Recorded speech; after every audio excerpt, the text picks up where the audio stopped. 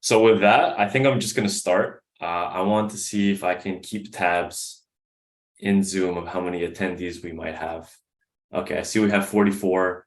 I'm going to try and keep tabs of the chat here. Last time I realized after watching the webinar, my chat was actually blocking the presentation. So now I'm going to put it in the second screen. See people in the chat. Good to meet all of you. And if you were here in last month's session, you saw I was giving the first half of this presentation. Basically an intro to what the data science interview is like, the different components, what to expect, how to prepare, all of this. And we had to stop right at this slide that I'm sharing you, which is 21 questions of mock interview that I've prepared with question and answer. And it was just going to be a test of, okay, how do you feel against these mock interview questions? So for today, we're going to cover mostly this, but for people who are new or maybe have a bit of a fuzzy memory on the previous session, I do want to quickly run through what I ran through last month, and then we can start with the mock interview questions. And I'm going to repeat this afterwards once we get there, but I highly recommend everyone have some type of pencil and paper, pen and paper, something like that. Because for these questions and interviews in general, you should have that scratch paper ready. You actually might need to get involved for some of them. I find it helps keeps your thoughts organized. There you go. Thank you, Yashin. Now, with that being said, let's just jump into it. I'm going to do 5-10 minutes on the first half and then spend the rest of the session on the second half. So how to ace your data science interview. I think that's why all of you are here. I wanted to make sure you guys know what you're going to gain from the workshop, which is, I hope, completely understand what to expect in your data science interviews, know how to plan and prepare for interviews using a lot of resources that I myself have used. I've gathered a bunch of them, and I hope they can accelerate the time for you to prepare, maybe from X months to X over 2 months, right? Just become more efficient. And then finally, feel more confident to land and ace your interviews. And I do want to give a bit of a background about myself. Like I said, I'll quickly go through it. Data scientist at C3AI. I got my master's in business analytics from MIT, although I would just say that was a data science degree, far more focused on data science and analytics than business. That is me. I did my bachelor's in space engineering. I recently got engaged. That was last month, my beautiful fiance. And I was in your position not too long ago, like I said. If you see this chat, March 10th, I created this group chat with people in my program to do exactly this, prepare for data science interviews. I wanted to take the lead on this and bring other people in my program at MIT to prepare. And basically this format is exactly what I'm giving you guys. So I hope it helps.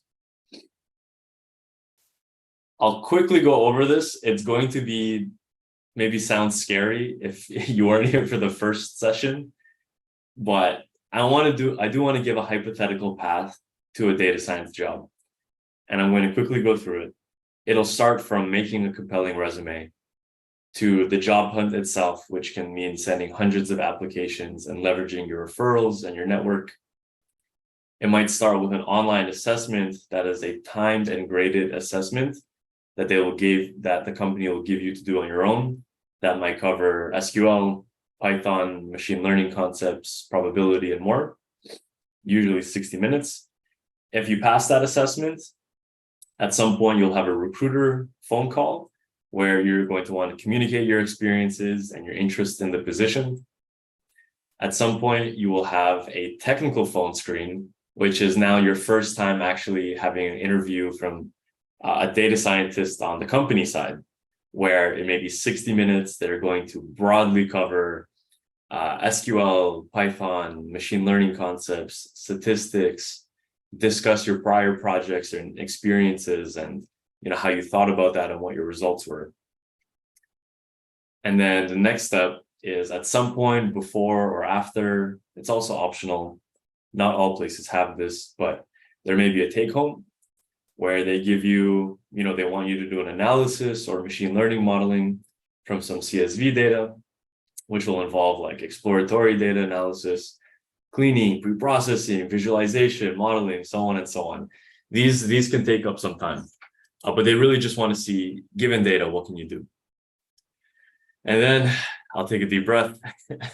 Basically, the last part, which is the meat of the interview, is the virtual on-site, which can be pretty long. It honestly can be 3 to 5 or 6 interviews, each one being an hour long. And in each hour session is sort of a specialization into a data science concept. And again, repeating things like machine learning, deep dive, problem solving, Python deep dive, if it's a coding heavy job, machine learning, statistics theory, case studies, of course, behavioral questions just to understand you.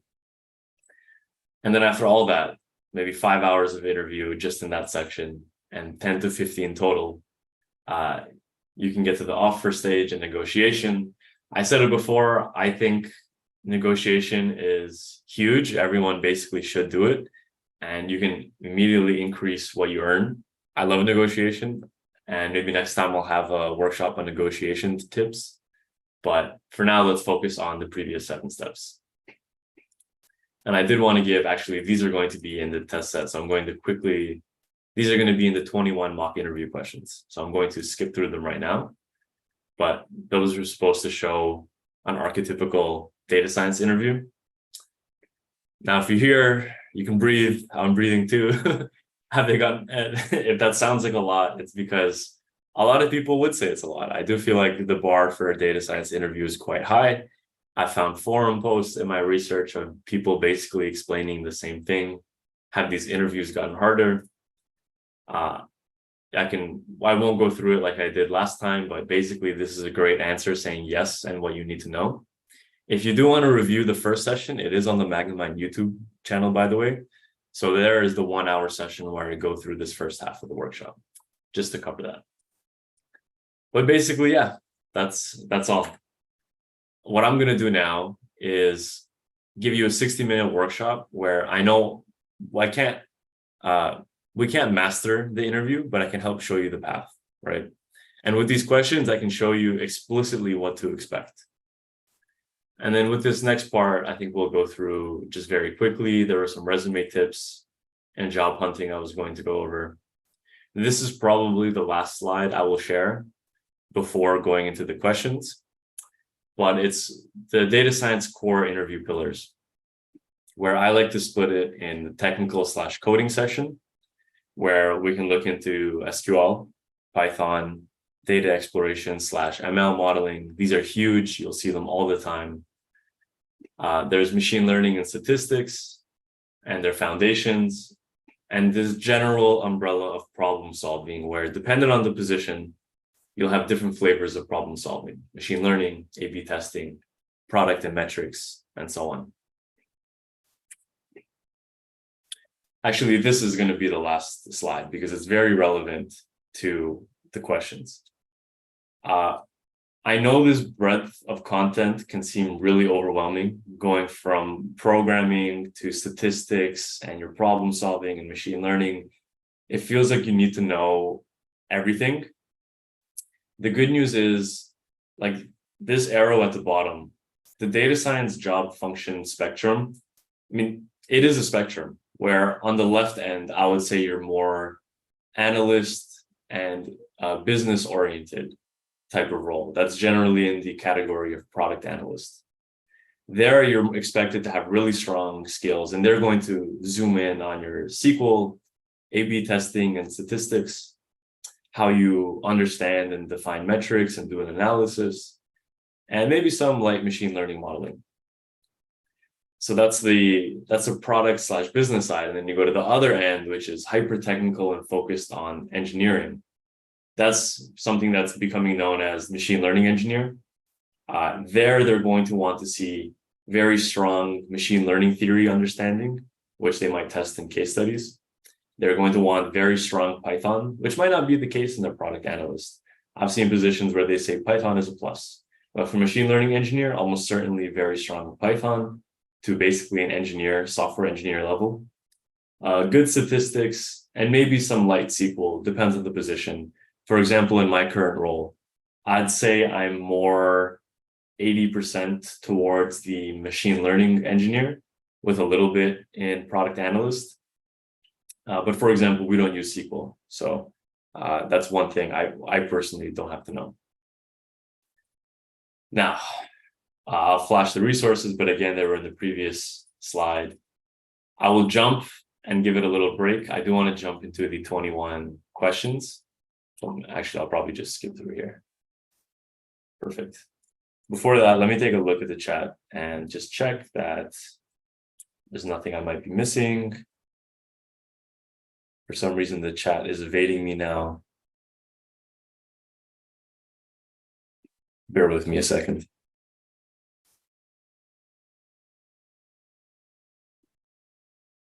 Okay, found it. Can we get these slides? Okay. That was also asked last time. Some people actually individually messaged me on LinkedIn, and I was happy to share the slides. I'm happy to share them as well. The recording for the last session is on the Magnimind YouTube channel. So honestly, if you just go on Magnimind YouTube, you'll find the channel. I think you'll see the thumbnail of basically my headshot, and you'll know if you go there, you get the 1 hour session from last time. And if you feel comfortable, you can watch that and then watch this one again. Both sessions are being recorded, so nobody misses them. And as for the slides, yeah, feel free to reach out to me and I'll send them to you. But with that being said, let's jump into 21 questions and mock interviews. And I'm going to structure this one a bit differently. I'm going to try and experiment with the polling feature in Zoom. I've not tried this, so no promises on how exactly this is going to work. Let's see.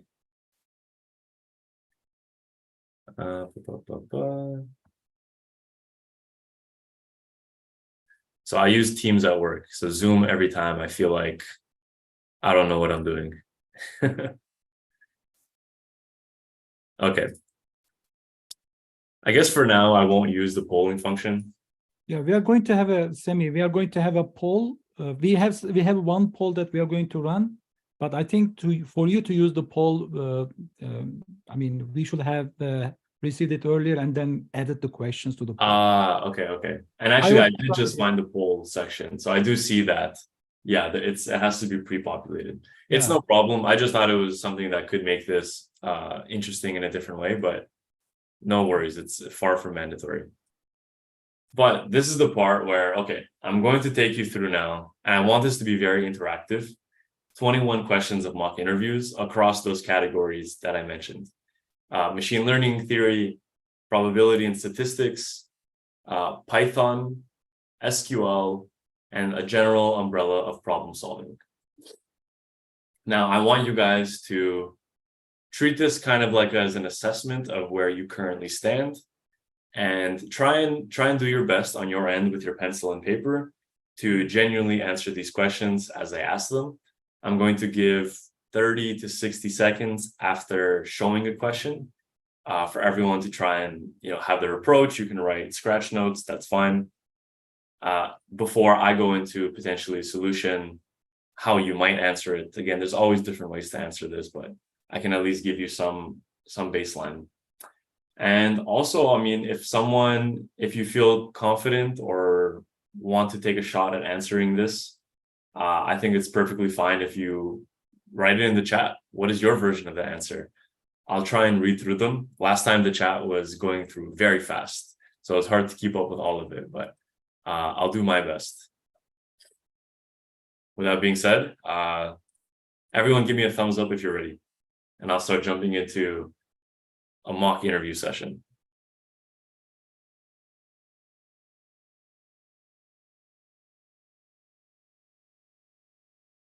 Nice.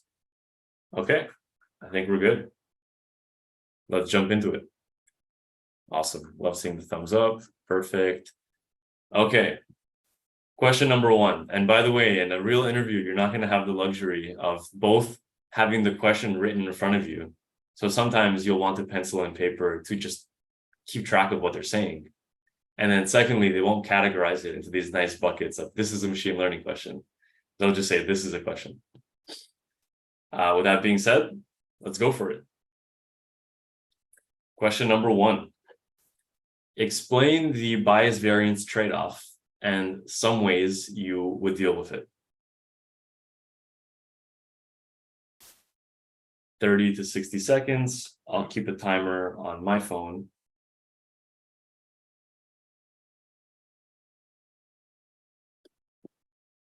Bias variance trade-off, some ways you would deal with it. What is bias? What is variance? What is this supposed trade-off? Why would I want to deal with it?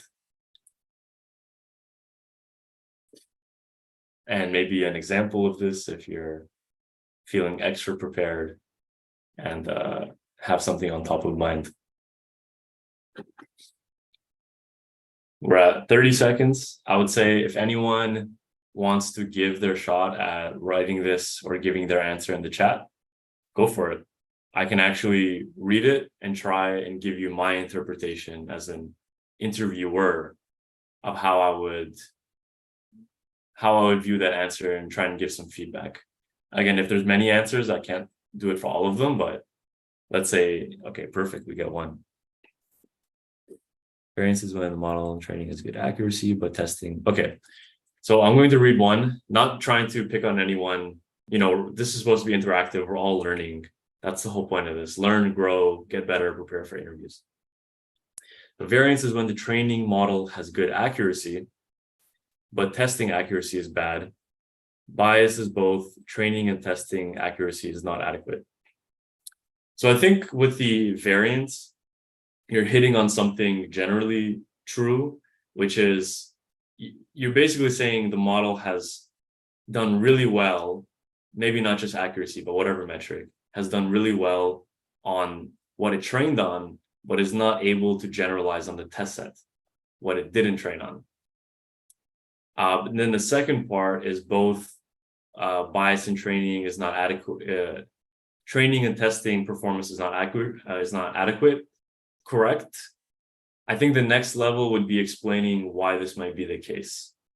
And I see more answers coming in. Really love to see this. This is amazing. Let's make it interactive. Bias, if we use simple model to train complex data, model cannot capture the complexity and bias will be higher. Variance, if the model is too complex for training data, it captures noise and variance will be high.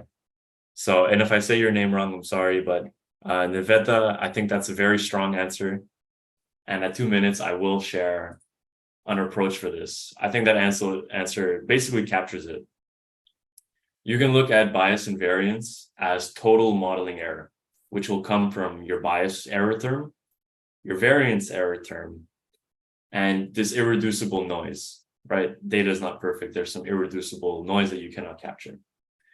And the bias variance trade-off is exactly that trade-off between the ability of a model to fit the training data and generalize, which I generally see as the overfit versus underfit conundrum.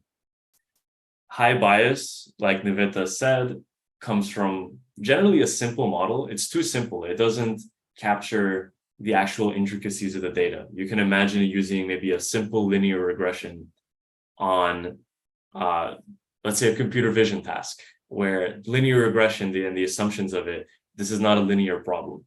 So it underfits. It's not able to capture the intricacies. So if you look at this curve, this red one, which is your bias square term, you will have high error because your model is not complex enough.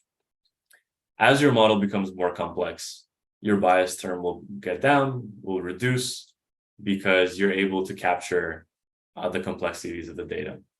But at the same time, you see, okay, bias will come down with a more complex model. So why don't I just have the most complex model in the world? Well, then you'll lead to overfitting, which is you can have high variance, or the model will tend to overfit on the data it sees. It's training to the noise and the intricacies of the data, but those are just intricacies of the training data, and it can't generalize out of that set. And that's where you see variance here. That variance term, as the model becomes more complex, increases. And this trade-off is just finding that sweet spot. Imagine you sum up these two curves, you get this black curve over here. and you want to find the point of optimal model complexity that optimally reduces your error term. So I hope that makes sense. There's plenty of materials on all of these concepts as well that can help you further understand them if they are new to you. There's some really good techniques. At the very least, generally, I find the problem is high variance. Your model tends to overfit. And that's why you have techniques such as regularization, cross-validation, using ensemble modeling methods, and feature selection to reduce your model overfitting and just better overall handle that bias variance trade-off. So how does everyone feel? Let's do a temperature check. How does everyone feel after seeing this versus what they thought their answer was? Again, this is just one template, but maybe give a thumbs up if you're like, yeah, this was pretty close to how I would have answered it. And maybe some other emoji if you're like, oh, this is, I need to study up on this. I like the monocle. I like the monocle emoji. That's good.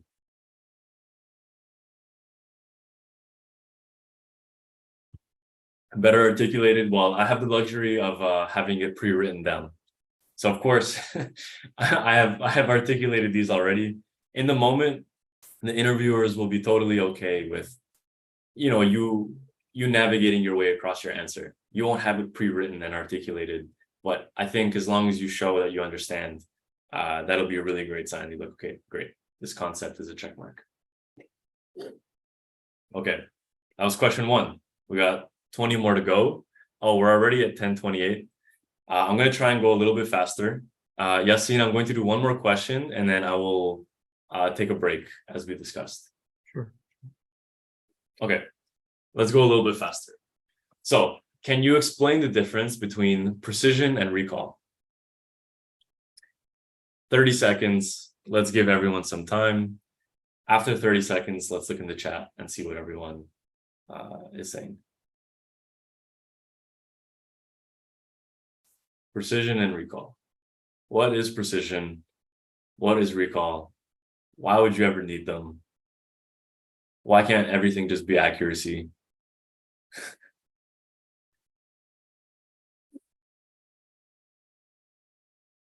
And if someone has answers, feel free to share them now in the chat as we've passed over 30 seconds.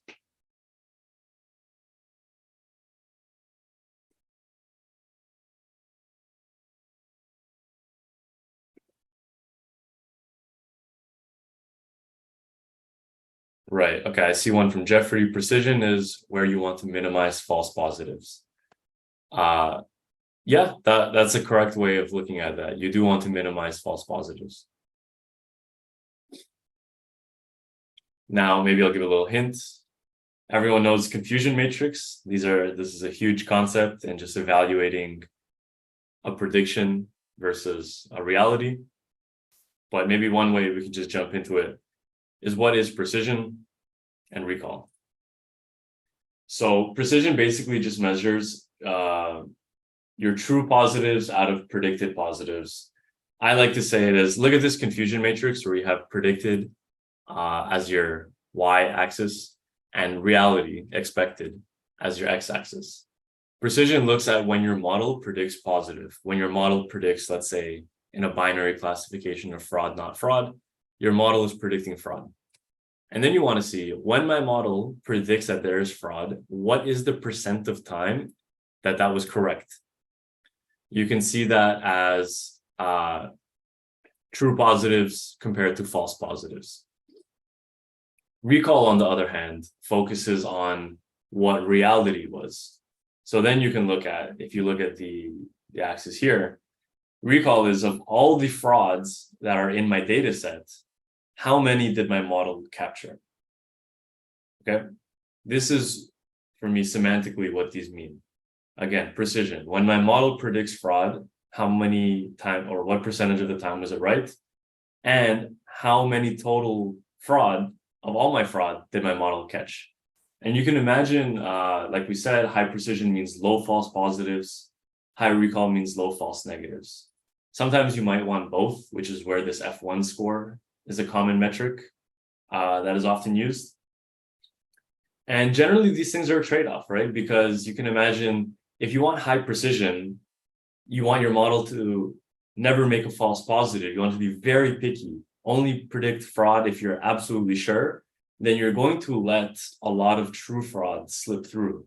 Basically, in trying to maximize precision, your recall is going to decrease. And what you want is dependent on the application. For example, I always like to give the example of in investing, let's say you had some model to pick a stock to invest in. You don't need to pick all the great stocks. You just need to pick one that you're very, very confident in is going to do well. So you don't need high recall. You just want very high precision because you don't want that one stock you pick or few stocks you pick to be wrong. Another example, or the flip side, where you might want high recall, and everyone intuitively knows this, is let's say in your fire alarm. In your fire alarm, you do not want there to be a fire and your alarm does not go off, right? You want that to never, never happen. So instead, you're going to make sure that even if there might not be a fire, the alarm is going to go off, which is why you always see you start cooking and then the fire alarm starts going off because it's saying, hey, better safe than sorry. I want to make sure I never miss a fire. And again, these are all application dependent. So I hope this helps. Again, I want to get a temperature check on this before we take a little break. How did everyone feel with these concepts? Thumbs up, other emoji, monocle, dazed and confused. What happened to accuracy? Nice, perfect, thumbs up.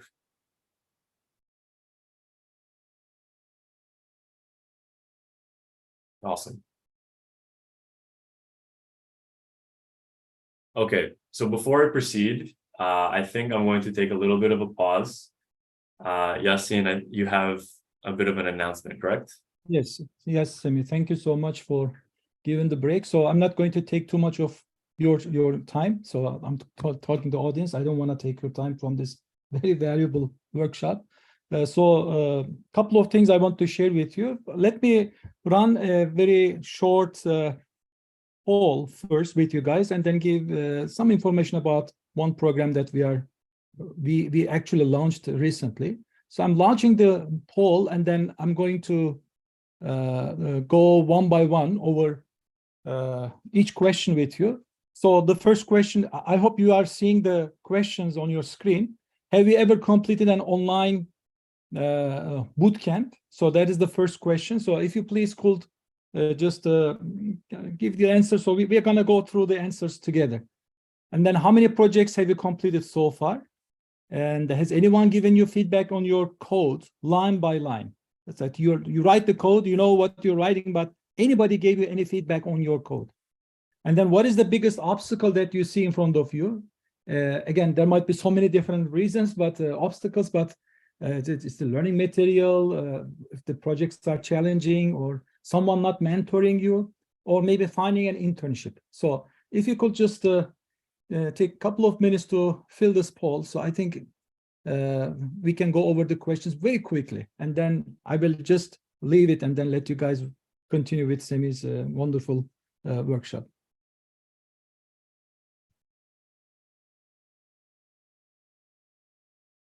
Yeah, I'm going to end the poll in 10 seconds.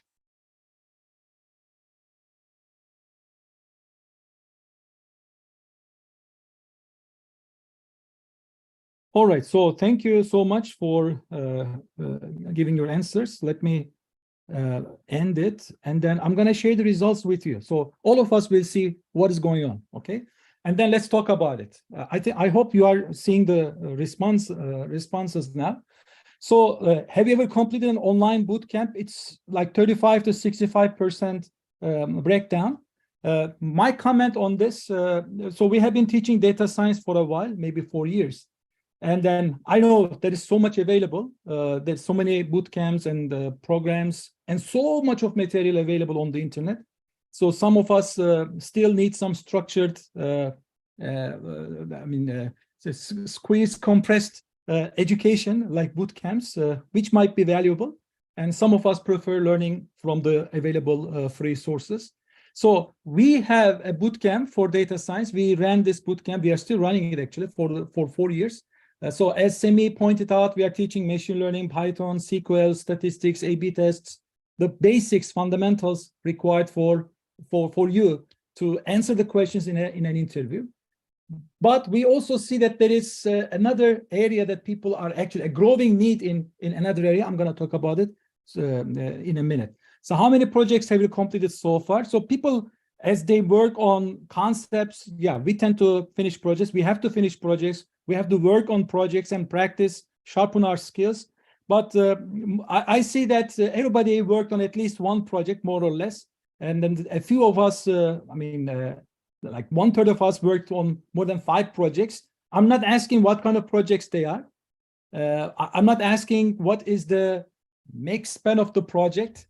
I'm not asking if you actually deployed your project. So these are all very valid questions, okay, by the way. So has anyone given you feedback on your code line by line?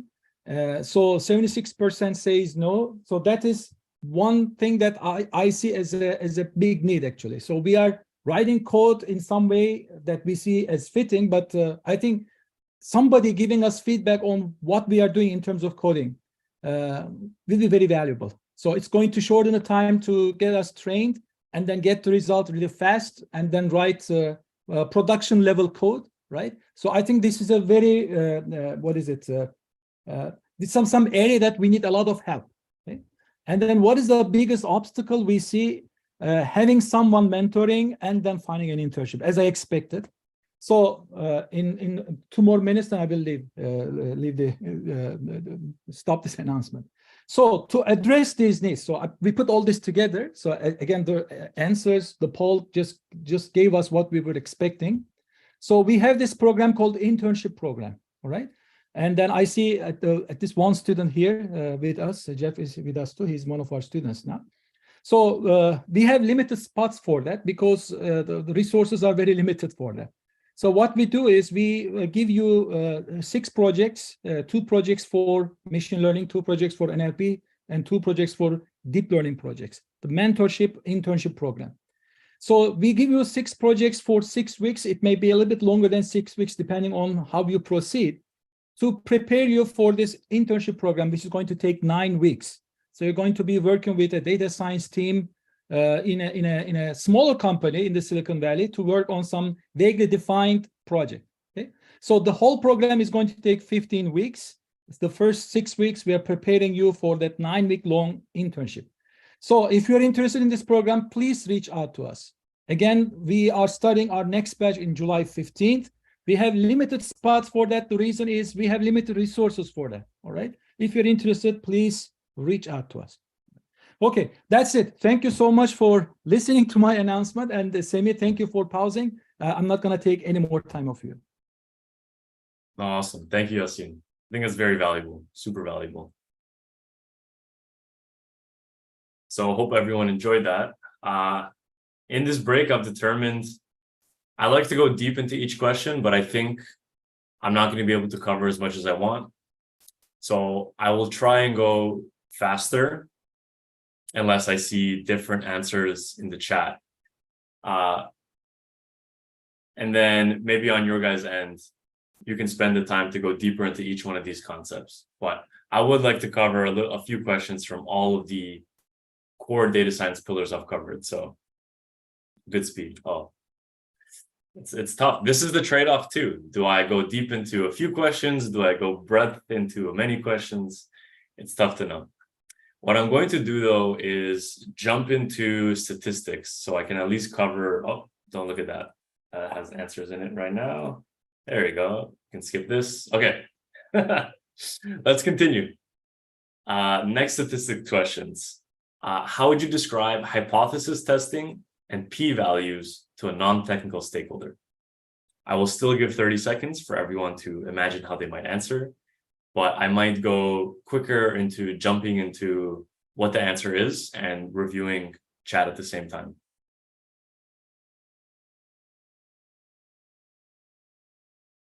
Hypothesis testing, what is that?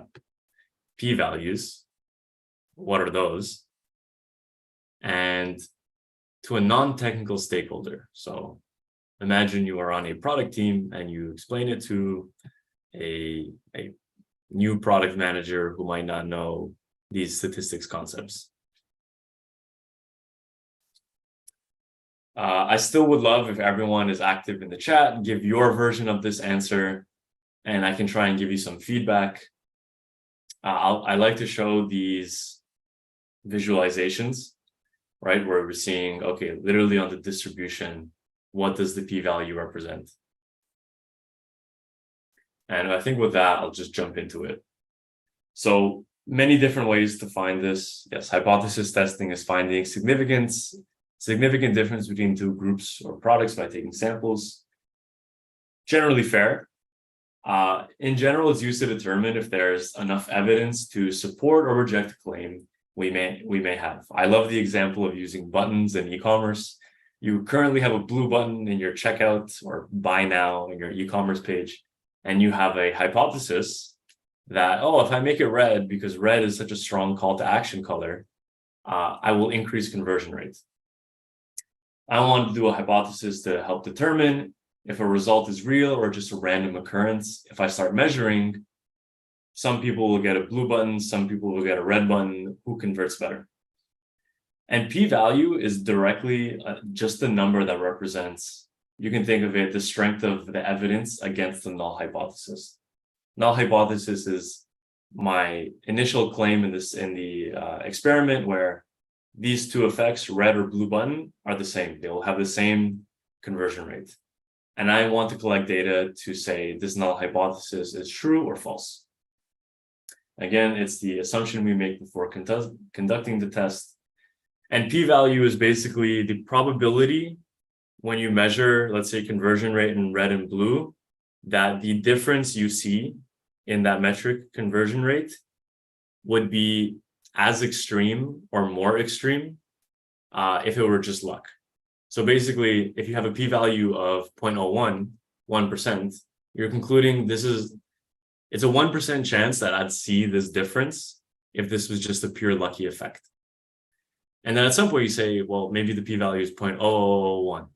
And it's like, well, okay, I'm making the determination that I don't think I'm very unlucky. I think there's a true difference here. That's why I'm seeing the event, not that there's a 0.1% probability that this was based on luck. So I hope that helps cover that concept. This is very common and important in product analyst type data science roles. Another one that comes into play, we'll jump into the second question. Yep, I see a lot of good answers on this one in the chat. So I see you guys are familiar with this. How about this? What is the central limit theory in statistics? And how would you explain its benefits to a non-technical person? Same type of approach. I find you might see these explain X to a non-technical person a lot in product analyst facing roles because the team you work in might not be very technical and you need to be able to explain these concepts in a way that they can understand.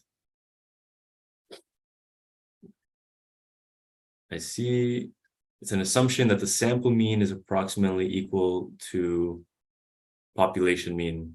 That is a part of it, yeah. So I'd say that's one big piece of the pie, but what else could there be maybe to its benefits? Why do we want the central limit theorem?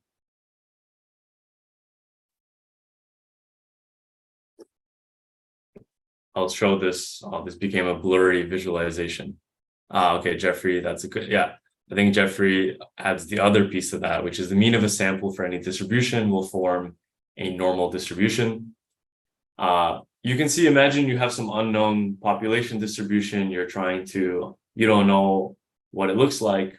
But what you do know from the central limit theorem is if you take a sample of size n, sample of size 10, 5, whatever you choose, and you take the mean of that sample and you repeat that sampling process and you plot what the mean is, it will be a Gaussian distribution, a normal distribution, which you see on the right here, which is very useful because it allows us to make inferences about that population just using a sample.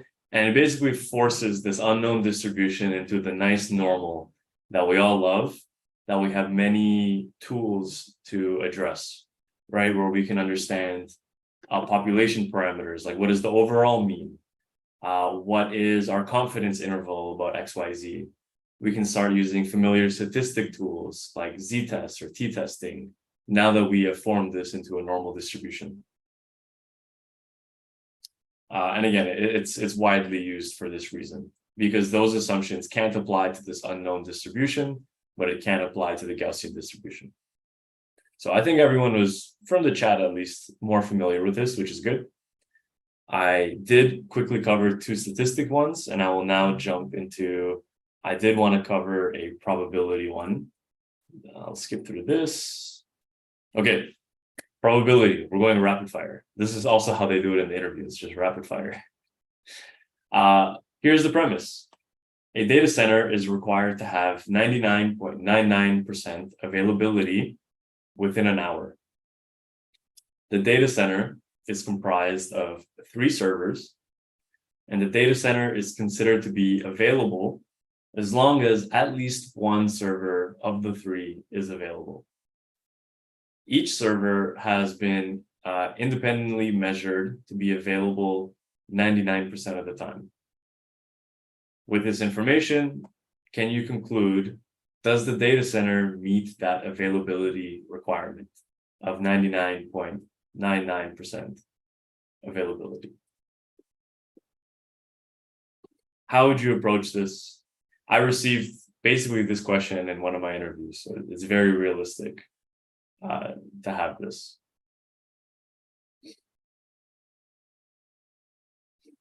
In these probability type questions, also always useful to write down what your knowns, your unknowns, maybe some assumptions. It's also very fair game in an actual interview. Yes, very, very good question. Are those servers independent? So that is the crux of this, and that's a great question to ask the interviewer. For the sake of this question, they are independent, but you can imagine in real life that's probably a poor assumption, because if one is down for, let's say, a region-wide power outage, it probably affects all servers, not just this one. I did say independent, so I tried to make it a little bit more obvious, but it's a great question to ask. Are they independent or not? Because it changes how you approach this.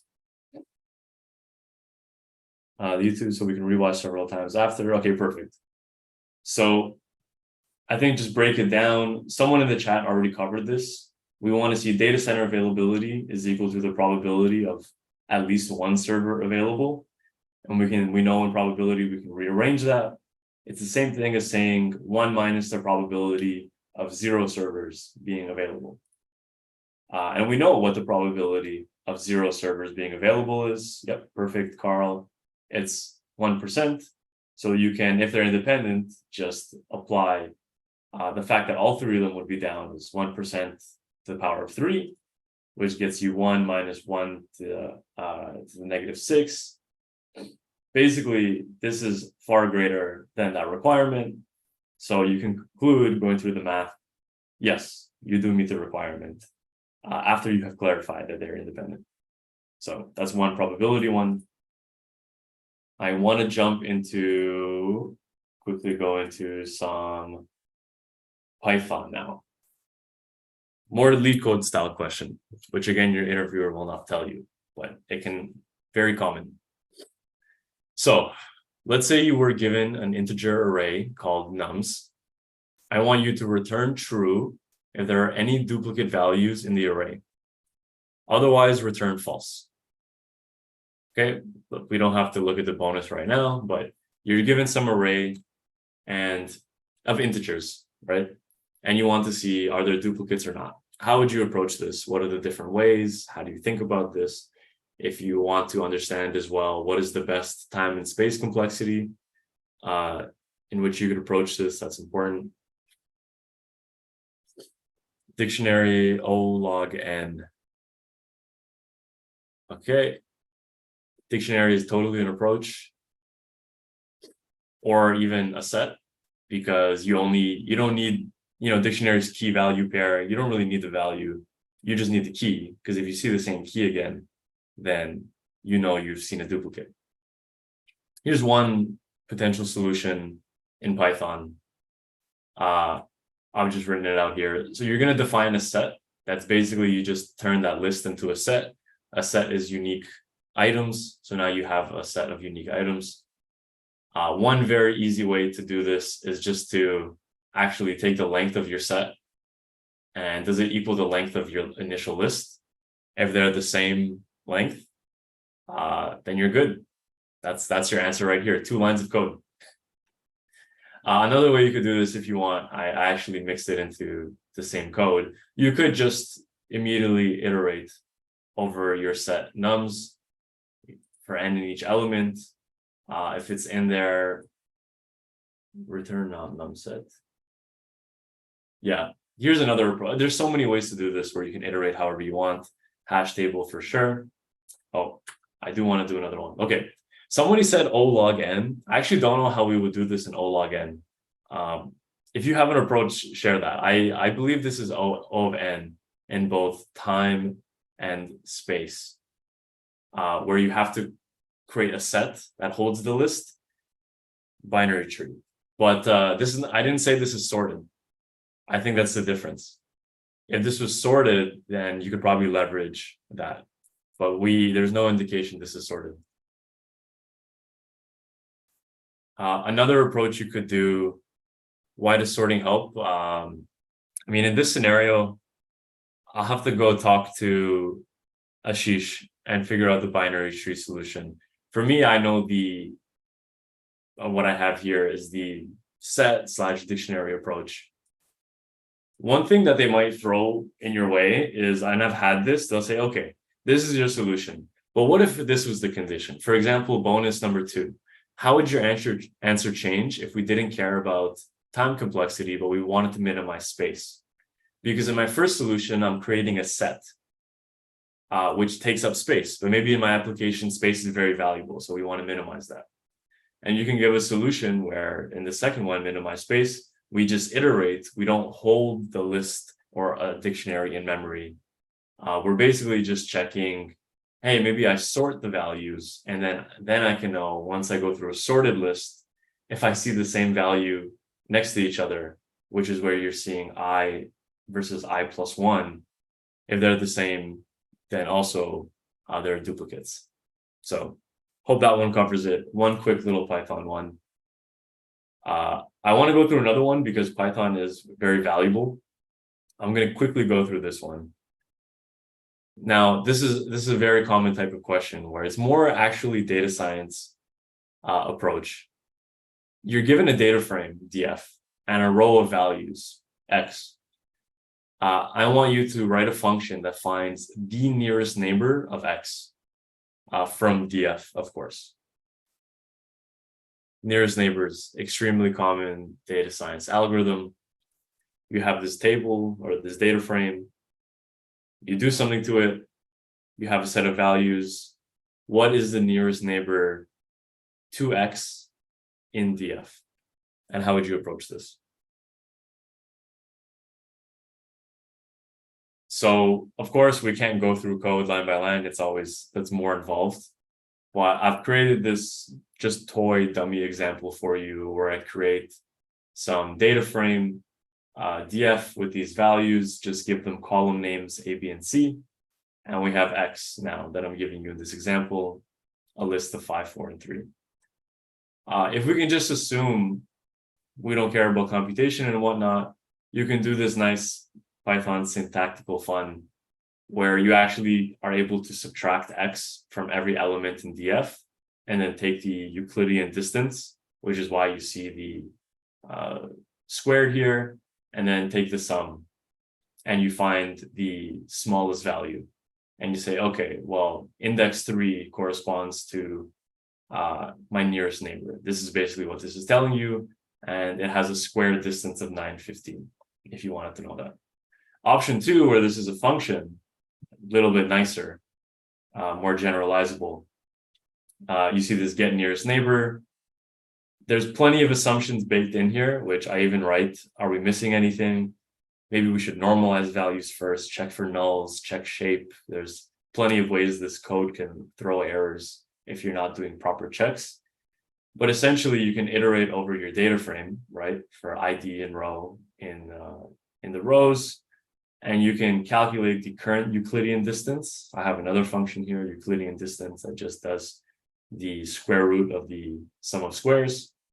And you keep track of, well, if this Euclidean distance is less than some minimum that I've set, which I've initialized as infinity, so I can make sure I'm always, the first value will replace that, then that is the index of the nearest neighbor. And after all this looping, I return the index of the nearest neighbor, which for this data frame is index 3, which both these answers basically say the same thing. But again, you can think of these assumptions. What are we missing? There's plenty of ways to improve this code. So I hope that one helps. You can also say, what if it's k nearest neighbors, not just the nearest neighbors? But with a little bit of time left, I want to cover a medium SQL question. I'll go through the easy one. Okay. I might go a couple minutes over. Hope that's okay for everyone. But let's say you're given two tables, table employee with these columns, right? Each, and then you're given table bonus with these columns where you can see employee ID is the foreign key to the employee table. How would you write an SQL query to report the name and bonus amount of each employee with a bonus less than 1,000? So find me the name and bonus amount for the employees who got bonuses less than 1,000. And you can return the result in any order. Again, going through the code, I think one thing I would share here, this seems like a question where you'd want to join, right? You want to join the bonus table to the employee table. So now you have all the information you need row by row. You have what you need about the employee, and you have what you need about the bonus they received. So you can do this as a left join. You can clarify how there's different scenarios. Maybe you want to inner join. Maybe there's scenarios where there's values missing. But I'm doing a left join on the employee ID field. I'm going to filter this using a where. I want bonuses less than $1,000 as per the question. And I'm including the scenario where null is fine. A null bonus, because of the left join, can be treated as a 0. Clarify with the interviewer how they want to approach that. But in this scenario, here's one example. And I simply say, yeah, give me name and give me bonus. I like this aliasing, it just makes things cleaner from employee E, bonus B. But this is one way to write the SQL query for this example. I hope that one helps.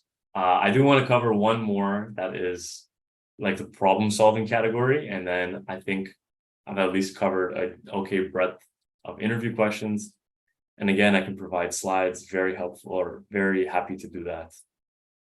What I will do is, as I blast through this, I want to give, this is going to be a big one. I'm going to have to rush through it.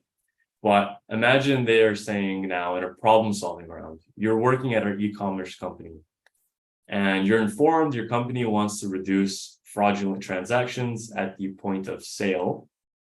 And you're asked, how would you approach this problem? Very vague, very open-ended. We just want you to reduce fraud. In these scenarios, it's often good to think of it as a back and forth between you and the interviewer. You need clarifying questions. They have clarifying answers. They want to see you're going down the right path. But in general, how do you structure a machine learning problem, right? From the transaction data, perfect, find people who does this, awesome. What data do we have? What availability is there in the data? What features do we have? What kind of even machine learning approach is this? Do we know if we actually have true fraudulent information, aka is this a supervised machine learning approach, or do we have no labels? So is this unsupervised, or is this somewhere in between? I would say it's always good to define the problem, repeat it. We're trying to use machine learning to detect fraudulent transaction when an item is purchased. The next step would be data collection. What data is available or not available, right? And you can conclude you'd probably want to do some research. Which features would be useful to determine if a transaction is fraud? Maybe there's something with their credit score. Maybe there's information where you can receive from the underlying bank account. Or if they have a history of previous fraudulent transactions, maybe a large payment amount, and so on and so on. So this comes into learning the subject matter expertise. Then once you've defined that, you can say, okay, I would want to perform, my data exploratory data analysis to actually understand the data that I receive, underlying distributions. Am I missing data? Are there outliers? What is the correlation to my target? And so on. After all this, you can start to explain, I would use, this seems like a clear binary classification scenario. So I would use model XYZ, maybe a logistic regression, maybe a random forest classifier, and so on. Explain why you think that might be useful. And some of the intricacies, like for example, in one scenario, if this is fraudulent, this is probably an imbalanced data set where there's 99% non-fraud and 1% fraud. How do you deal with that in a binary classifier? And other intricacies in training, validating, and testing. Similarly, on that note, how would you evaluate if your approach is actually successful? Is your approach any good and is valuable for the company at detecting fraud? Is there business value in stopping all fraud, right? Here you can think of precision and recall where we covered. Do we want high precision? Do we want high recall? We want both. Is there even a monetary value that we can associate to a false positive and a false negative? And so on and so on. And then lastly, after you've evaluated all this, maybe you can talk about cherry on top. How would we use this in production? How would we deploy this? Is there any latency requirements? Is there any real-time data requirements? Retraining cadence, because data may drift and your model may become stale and so on. So I've condensed what would usually be like a 30-minute interview session and answer into 2 minutes. So I know I flew through that, but I hope this helps at least cover a few different examples of, and yes, iterate over the process. There's a lot of iteration in all of this. There's many more. I think we went through 10 roughly of the 21. There are more in here. Feel free if you have the slides to go through them. One final courtesy maybe I can do as you rewatch this on YouTube is how about I quickly go through everything so you can basically give yourself this mock interview experience as you rewatch it, right? You can pause the video at the required time steps.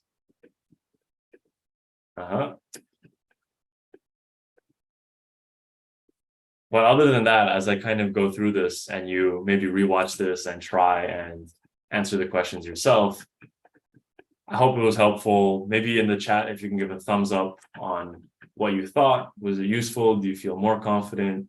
Do you feel like there's still more training you need to do? This is a nice base problem, base theorem. More Python. Data frame we covered. This is another nice one.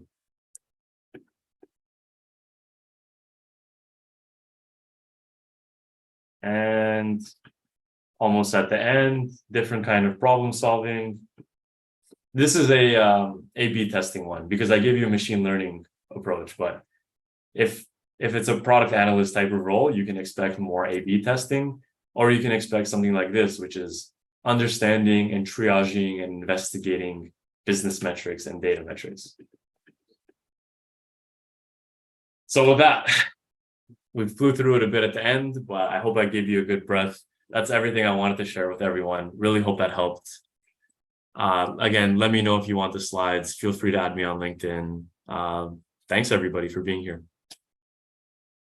Sami, thank you so much. Thank you very much, sir. So we are going to have hopefully more this kind of workshops in the future. Please stay tuned. So we are going to share the announcements with you. Thank you everybody for attending, for being here. And Sami, thank you so much again. Of course. Thank you. It was a pleasure.